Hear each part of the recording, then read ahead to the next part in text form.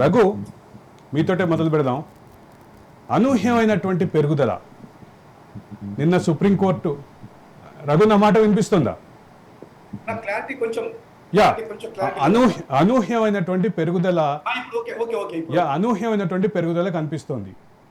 అంటే సుప్రీంకోర్టు ఏదైతే అనుమానం వ్యక్తం చేసిందో, క్విడ్ ప్రోకో జరిగేటటువంటి అవకాశాలు ఉన్నటువంటి అనుమానం వ్యక్తం చేసినటువంటి పరిస్థితి ఉంటే, ఈ క్విడ్ ప్రోకో కాకుండా బెదిరింపులతోటి కూడా కొన్ని జరిగినట్టుగా మన నోటీస్కి వస్తున్నాయి.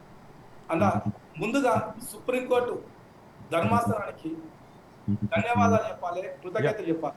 ఎందుకంటే ఫుల్ బెంచ్ ధర్మాసనం ఈ ఎలక్ట్రల్ బాండ్స్ మీద ఇది బయట పెట్టాలి. యాక్చువల్ ఎలక్ట్రల్ బాండ్స్ అంటే ఏందన్నా గోప్యంగా ఉంచుతారు వాళ్ళు, ఎవరిచ్చింది ఎవరికి తెలియదు.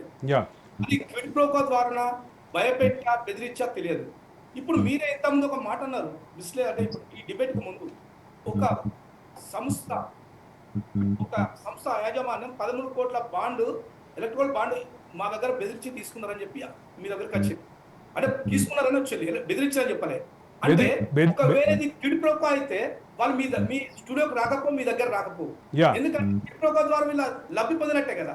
అంటే దీన్ని బట్టి ఏం తెలుస్తుంది మనకి, వాళ్ళని బెదిరించి భయపెట్టి భయభ్రాంతులకు గురి చేసి ఈ పార్టీ తీసుకున్నారు అన్న. 912.69 కోట్లు 2022-23 సంవత్సరం 912.68 కోట్లు మొత్తం. అందులో ఎలక్ట్రో బాండ్స్ ద్వారా వచ్చినంత 529 కోట్లు.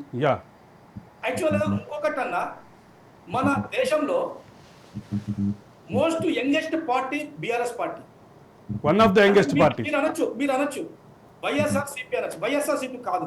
ఎందుకంటే ఉమ్మడి రాష్ట్రంలో ఉన్నప్పుడే, ఆంధ్రప్రదేశ్ ఉమ్మడి రాష్ట్రంలో వైఎస్ఆర్సీపీ ఆవిర్భవించింది, పార్టీ పెట్టింది జగన్మోహన్ రెడ్డి. అప్పుడు ఇది ఉప ప్రాంతీయ పార్టీ ఉండే టిఆర్ఎస్, ఇప్పుడు బిఆర్ఎస్. అది ఉప ప్రాంతీయ పార్టీ, ఒక తెలంగాణకే పరిమితం ఉమ్మడి రాష్ట్రంలో. అలాంటి ఉప ప్రాంతీయ పార్టీగా ఎదిగి జాతీయ పార్టీలను ఢీకొట్టింది ఇప్పుడు ఎలక్ట్రల్ బాండ్స్. ఇప్పుడు most richest party in the country BRS ప్రాంతీయ పార్టీలలో. జాతీయ పార్టీతో కంపేర్ చేస్తే బీజేపీ తర్వాత సెకండ్ ప్లేస్ లో ఉంది. అంటే ఇక్కడ 100% అంతేకన్నా మొన్న ఏసీబీ వాళ్ళు పట్టుకున్నారు. ఎవరు?